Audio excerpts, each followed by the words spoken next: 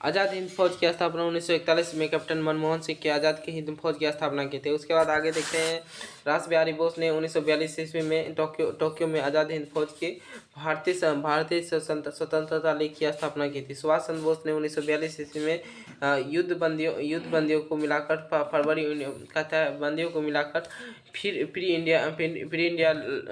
India ligand को गठन किया था। 21 अक्टूबर 1943 ईस्वी को सुभाष चंद्र बोस और सिंगापुर तथा आज़ाद हिंद फौज सरकार के गठन किया तथा इसके सर्वोच्च सेनापति बन गए। उसके बाद सुभाष चंद्र बोस ने 21 अक्टूबर को 1943 ईस्वी को 1943 स्वतंत्र सरकार का गठन किया सिंगापुर में। स्वतंत्र सरकार का गठन किसने कहाँ किया? सिंगापुर में किया। उसके बाद आगे देखते हैं, अस्थायी सरकार का मुख्यालय रेगुन रखा गया। अस्थायी सरकार का मुख्यालय कहाँ रखा गया? तो रेगुन रखा गया। अस्थायी सरकार जो है मान्यता जर्मनी, जापान आदि देशों ने भी दे दिया। जर्मनी, जापान आदि देशों ने दे दिया देशों ने दे दिया। उसके बाद अस्थायी सरकार की सेना के लिए 3 ब्रिगेडियर की स्थापना किया गया था। यानी वो अस्थायी सरकार की सेना के लिए 3 ब्रिगेडियर की स्थापना किया था। आज़ाद हिंद फौज, गांधी आज़ाद हिंद फौज और नेहरू। इसमें जो है आपका देखते हैं, बाद में सेना को एससी बोस ब्रिगेडियर के झांसी की रानी और ब्रिगेडियर बन गया। उसके बाद में क्या बन गया? एससी सुभाष चंद्र बोस और ब्रिगेडियर झांसी की रानी ब्रिगेडियर बनाया गया। उसके बाद उसी तरह से 6 जुलाई 1944 ईस्वी को सुभाष चंद्र बोस ने रेडियो कार्यक्रम के दौरान गांधी जी को सबसे पहले राष्ट्रपिता कहा था 6 जुलाई 1944 ईस्वी को। 6 जुलाई 1944 ईस्वी को गांधी जी ने सुभाष चंद्र बोस को रेडियो कार्यक्रम के दौरान गांधी जी को सबसे पहले राष्ट्रपिता कहा था। इम्फाल अभियान के दौरान 18 अगस्त 1945 ईस्वी को सुभाष चंद्र बोस की मृत्यु होगी हवाई दुर्घटना के दौरान। कहा था आज़ाद हिंद फौज जय हिंद दिल्ली चलो का जय हिंद और दिल्ली चलो का नारा दिया। जय हिंद और दिल्ली चलो का नारा दिया। उसके बाद सुभाष चंद्र बोस ने तुम मुझे खून दो मैं तुझे आज़ादी दूंगा। किसने कहा था? सुभाष चंद्र बोस ने तुम मुझे खून दो मैं तुम्हें आज़ादी दूंगा, इसका नारा दिया था। आज़ाद हिंद फौज के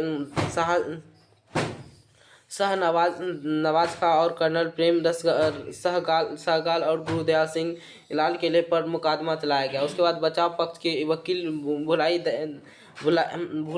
भूला भाई देसाई था। उसके बाद तेग बहादुर, अरुण असफर अली और एवं नेहरू थे। कहता है सभी जो है फांसी की सज़ा दी गई, लेकिन लॉर्ड वेबल को कहने पर सबकी सज़ा माफ़ कर दिया गया। उसके बाद शाही नौसेना विद्रोह 1946 ईस्वी में कहता है शाही सेना जो है HMI जो है तलवार के सैनिकों ने किया था। उसके बाद कहा था विद्रोह के मुख्य कारण क्या था? भेदभाव। मुख्यों का सबसे प्रमुख कारण क्या था? तो भेदभाव था। मुख्यों का प्रमुख विद्रोह क्या था? भेदभाव। वह था सरदार वल्लभ भाई पटेल जिन्ना के कारण विद्रोह को शांत किया गया था। सरदार वल्लभ भाई ने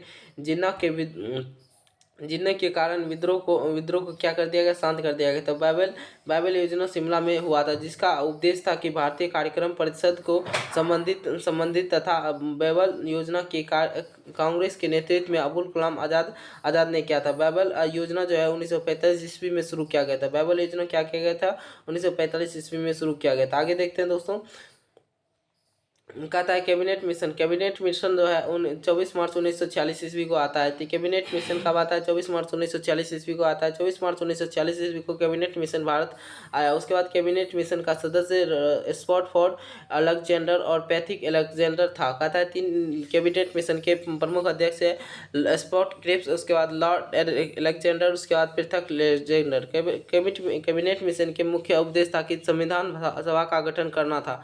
कैबिनेट मिशन का सबसे प्रमुख क्या था? कार्य संविधान सभा का गठन करना था। ब्रिटेन मिशन के मुख्य उद्देश्य संविधान सभा का गठन करना था। उसके बाद गांधी जी ने कैबिनेट मिशन का समर्थक क्या था?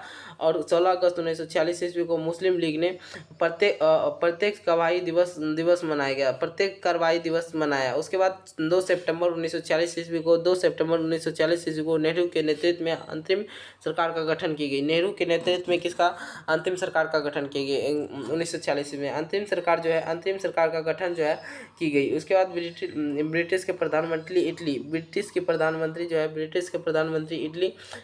इटली में घोषणा पत्र जारी किया। 30 जून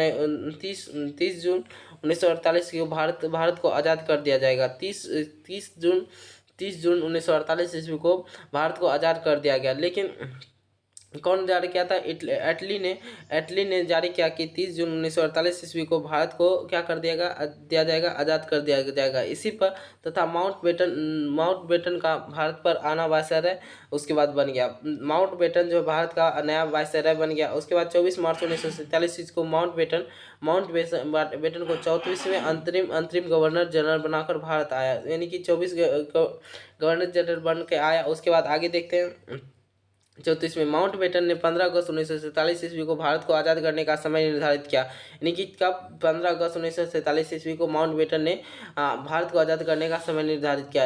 माउंटबेटन योजना के तो डिक्की बाट योजना भी कहा जाता है। माउंटबेटन योजना को क्या कहा जाता है? डिक्की बाट योजना कहा जाता है। भारत के स्वतंत्र के माउंटबेटन योजना के तहत मिला था। भारत को स्वतंत्रता किसके योजना के तहत मिला था? माउंटबेटन की योजना के तहत मिला था। 14 अगस्त 1947 ईस्वी को पाकिस्तान बन गया, नहीं, पाकिस्तान को आज़ाद कर दिया। पाकिस्तान के पहले गवर्नर जनरल आज़ाद जिन्ना बन गए। कायदे आज़ाद जिन्ना बन गए। प्रधानमंत्री विलायत अली बने थे। प्रधानमंत्री कौन बने थे? विलायत अली बने थे। 15 अगस्त 1947 ईस्वी को भारत पूर्णतः रूप से स्वतंत्र हो गया एवं भारत के पहले प्रधानमंत्री पंडित जवाहरलाल नेहरू तथा गवर्नर जनरल माउंटबेटन बना। कहता भारत 15 अगस्त 1947 ईस्वी को जब आज़ाद हुआ तो भारत के पहले प्रधानमंत्री पंडित जवाहरलाल नेहरू तथा गवर्नर जनरल कौन बना था? माउंटबेटन बना था। उसके बाद बाइबल योजना जो है 1945 ईस्वी में शुरू की गई थी। बाइबल योजना 1945 ईस्वी में शुरू किया गया था। उसके बाद आगे देखते हैं स्वतंत्र भारत का पहला आम चुनाव कब हुआ था? 1951 से 1952 में हुआ था। स्वतंत्र भारत का आम चुनाव कब हुआ था? 1951 से 52 में हुआ था, आयोजित किया गया था। कहा था स्वतंत्र भारत में आम चुनाव कब गया था? 1951-52 में आयोजित किया गया था। आगे देख सकते हैं भारत में शिक्षा का विकास। आधुनिक शिक्षा का जन्मदाता चार्ल्स स्कॉट को कहा जाता है। आधुनिक शिक्षा का जनक किसे कहा जाता है? चार्ल्स स्कॉट को कहा जाता है। उसी तरह से आगे देखते हैं चार्ल्स स्कॉट को कहा जाता है। उसके बाद चार्ल्स वुडा डिस्पोज कहता है 1854। उसके बाद यह डलहौजी काल में हुआ बना था। इसी शिक्षा मैग्ना कार्टा भी कहा जाता है। शिक्षा का मैग्ना कार्टा भी कहा जाता है। इसे क्या कहा जाता है? शिक्षा का मैग्ना कार्टा भी कहा जाता है। आगे देखते हैं उसके बाद इसके पश्चात शिक्षा को समाप्त कर दिया गया। आधुनिक शिक्षा को पर जोर दिया गया। उच्च शिक्षा अंग्रेजी भाषा में, प्राथमिक शिक्षा स्थानीय भाषा में बोले गए। 3 यूनिवर्सिटी बनाया गया जिसमें कि कोलकाता, मुंबई और मद्रास। 3 यूनिवर्सिटी बनाया गया, कोलकाता, मुंबई, मद्रास। इसी तरह से आगे देखते हैं हंटर आयोग योजना 1822 से 1823 इसमें यह आयोग प्राथमिक शिक्षा का संविधान है। यह आयोग जो है प्राथमिक शिक्षा का संविधान संबंधित है। यह आयोग तो रिपन के समय चालू हुआ था। यह आयोग जो है रिपन के समय क्या हुआ था? चालू हुआ था।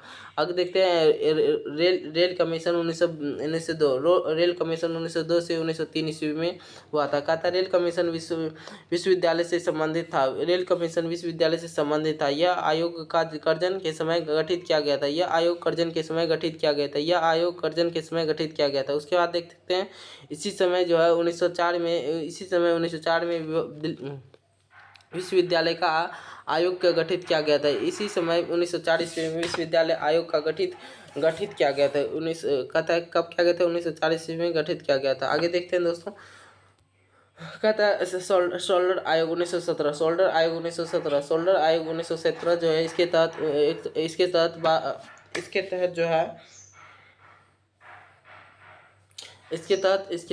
तहत माध्यमिक शिक्षा का प्रावधान किया गया था। वर्धा योजना के तहत गांधी जी को 6 वर्ष के लिए 6 से 14 वर्ष के लिए निःशुल्क शिक्षा की बात कही गई थी। किसके द्वारा? तो गांधी जी के तहत 6 से 14 वर्ष के बच्चे को निःशुल्क शिक्षा देने की बात की थी। सर्जन योजना के तहत 6 वर्ष के लिए 6 से 11 वर्ष तक निःशुल्क शिक्षा दिया जाना था। उसके बाद भारत समाचार पत्र में विकास जैसे भारत का पहला समाचार पत्र बंगाल गजट था, जिसे अंग्रेजी अखबार भी कहा जाता है। उसके बाद इसे जेम्स हंकी ने प्रकाशित किया था। उसके बाद भारत की राष्ट्रीय प्रेस की स्थापना राजा राम मोहन राय ने किया था। उसके बाद राजा राम मोहन राय को विरासत अली अखबार तथा चंद्रिका कहा जाता है। उसी बाद आगे देखते हैं, कहता है राजा राम मोहन राय की भारतीय पत्रिका का जनक कहा जाता है। राजा राम मोहन को भारतीय पत्रकारिता का जनक कहा जाता है। कहता है मिरारत अली अकबर को फारसी भाषा में प्रकाशित किया गया था। हिंदू भाषा का अखबार जो है उदंड मृतदंड या मृतदंड था। उसके बाद आगे देखते हैं, पहला हिंदू अखबार जो है जुगल किशोर ने प्रभावित किया था। पहला हिंदी अखबार किसने प्रकाशित किया था? जुगल किशोर ने प्रकाशित किया था। बंगाल भाषा का पहला अखबार जो है द्विदर्शन था। बंगाली भाषा का सबसे पहला अखबार द्विदर्शन था। चार्ल्स मॉडकॉफ जो है पत्र का मुक्तिदाता कहा जाता है। उसके बाद प्रेस नियंत्रण अधिनियम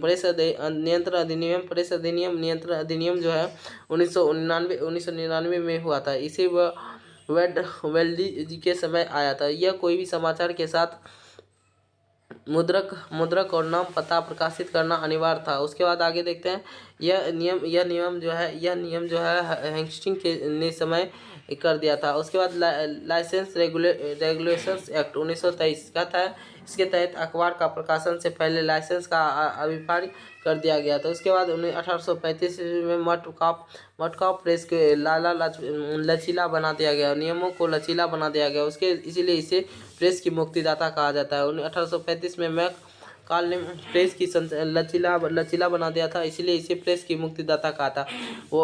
वन कूलर 1878 ईस्वी में प्रेरित किया गया था और यह लॉर्ड नीटन के समय बनाया गया था। इसे मुंह बंद कराने के वाले ABC कहा गया। इसे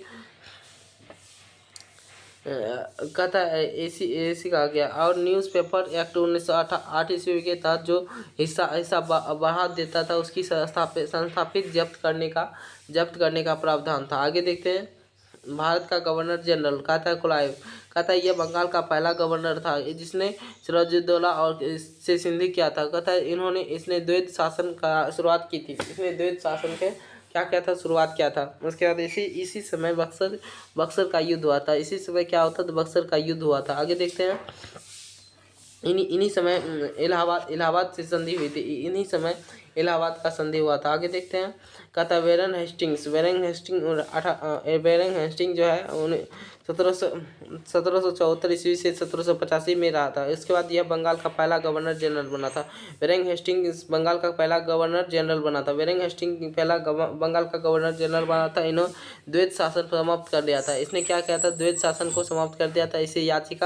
इसे न्यायिका सेवा का समता जन्मदाता भी कहा जाता है। इसे न्यायिका का सेवा का जनक या जन्मदाता भी कहा जाता है। आगे देखते हैं, भारत में न्यायिक सेवा का जन्मदाता कहा जाता है। उसके बाद इन्हीं समय जो एशियाटिक सोसाइटी का स्थापना किया था। इन्हीं समय एशियाटिक सोसाइटी का स्थापना हुआ था और विलियम्स जोन्स ने किया था। इसको किसने किया था, विलियम्स जोन्स ने किया था।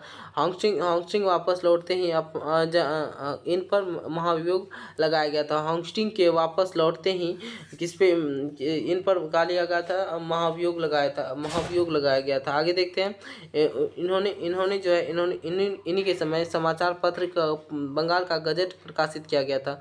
इन्हीं के समय जो है पिक्ट इंडिया एक्ट आया था 1784 ईस्वी में आया था। इन्हीं के समय जो पहला मराठा युद्ध हुआ था। इसी के समय पहला मराठा युद्ध हुआ था। उसके बाद इन्हीं के समय जो कलकत्ता बंगाल की राजधानी बनाया गया था। किसके समय, वेरिंग हेस्टिंग के समय कलकत्ता बंगाल की राजधानी बनाया गया था। इसी समय बनारस संस्कृत विश्वविद्यालय की स्थापना की गई थी। आगे देखते हैं, बनारस संस्कृत विश्वविद्यालय की स्थापना की गई थी। आगे देखते हैं लॉर्ड लॉर्ड कर्नवालिस, इसे सिविल सेवा का जनक भी कहा जाता है। लॉर्ड कर्नवालिस को क्या कहा जाता है? सिविल सेवा का जनक कहा जाता है। इन्होंने बंगाल बिहार तथा उड़ीसा अस्थाई अस्थाई बंदोबस्त लागू किया गया था। उसे था इन्हीं के समय जो पहला मैसूर युद्ध हुआ था। इन्हीं के समय क्या होता, पहला मैसूर युद्ध हुआ था और मैसूर हुआ था। और इन्होंने कंपनी को कर्मचारी को नीरज ये कहता है निजी निजी व्यापार पर प्रतिबंध लगा दिए थे। इसने कंपनी के जो एम्प्लॉयमेंट है उसको क्या कहते हैं, निजी व्यापार पर प्रतिबंध लगाए थे। कर्निवालिस जो है मृत्यु मृत्यु यूपी में हो गया था। कर्निवालिस का मृत्यु कब हो गया था? यूपी में हो गया था। कहता है खान जो सर जॉन शॉर्ट उनके समय जो है खाड़े खाड़े युद्ध हुआ था। कहता है मेरठ और हैदराबाद इसमें भाग लिए थे। मेरठ और हैदराबाद युद्ध लिए थे। आगे देखते हैं वेलाजली इसे सहायक संधि का जनक कहा जाता है। इसे क्या कहा जाता है? सहायक संधि का जनक कहा जाता है। सबसे पहले सहायक संधि का मानने वाला राज्य हैदराबाद था। सहायक संधि को मानने वाला सबसे पहला कौन राज्य था? तो हैदराबाद था। सहायक संधि को मानने वाला सबसे पहला राज्य कौन था? हैदराबाद था। क्या था? हैदराबाद था। उसके बाद इसके सहायक संधि मनु कहा जाता है। इसके सबसे पहले सहायक संधि का मानने वाला राज्य कौन था? तो हैदराबाद था। इंदौर को ढोलककर और सहायता संधि को लेकर स्वीकार नहीं किया कहा था। सहायक संधि इंदौर के प्रस्ताव को स्वीकार नहीं किया। उसके बाद इसी कारण जो है आपका समय चौथा मैसूर युद्ध जो है दूसरे मराठा ब्रिटिश संधि से हुआ था। उसके बाद आगे देखते हैं जॉर्ज बर्लो के समय जो है बंगलोर की सिपाही विद्रोह हो गया था। उसी तरह से हुआ था 1804 ईस्वी में। लॉर्ड मिंटो के समय जो है रणजीत सिंह के साथ अमृतसर की संधि हुई थी। लॉर्ड मिंटो के समय रणजीत सिंह के साथ क्या हुआ था? अमृतसर की संधि हुई थी। लॉर्ड हस्टिंग्स जो है इन्हीं के समय जो अंगाल नेपाल युद्ध हुआ था। संगाल नेपाल युद्ध हुआ था। कहता है इन्हीं के समय सुगली संधि हुआ था 1816 ईस्वी में। आगे देखते हैं कहता है इन्हीं के समय जो है मुनरो ने रेवत तथा व्यवस्था लागू हुआ था। इसी तरह लॉर्ड वेस्टियम एवं बेडिंग वेस्टिंग में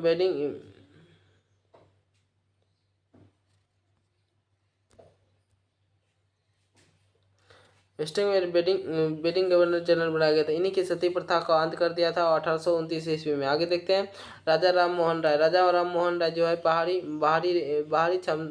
बाहरी समय तथा सभी प्रथा पर जुटे हुए उन्होंने इस समय में मालिकी और अनुशासन पर क्या था? शिक्षा के माध्यम से अंग्रेजी किया गया था। शिक्षा का माध्यम क्या किया गया था? अंग्रेजी किया गया था। लॉर्ड जो है एनल बोरुका था। 1843 ईस्वी के समय से दास कैपिटल का अंत हुआ था। 1843 के समय प्रथम दास कैपिटल का अंत हुआ था। इन्हीं के समय रविवार को इटली का शुरुआत हुआ था। इन्हीं के समय इटली का शुरुआत हुआ था। आगे देखते हैं, मिलते हैं अगले वीडियो में। तब तक के लिए जय हिंद जय भारत। Thank you.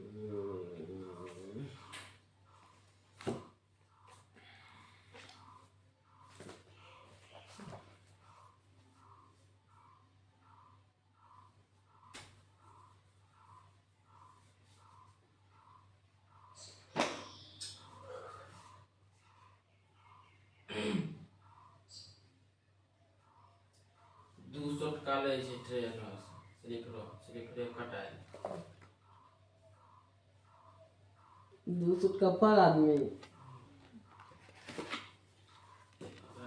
छाप तो देते हैं। तेरह 12 ये तो नहीं है, वो तो इलेक्शन के तो इलेक्शन अब भी होता देर तो हो गया इलेक्शन।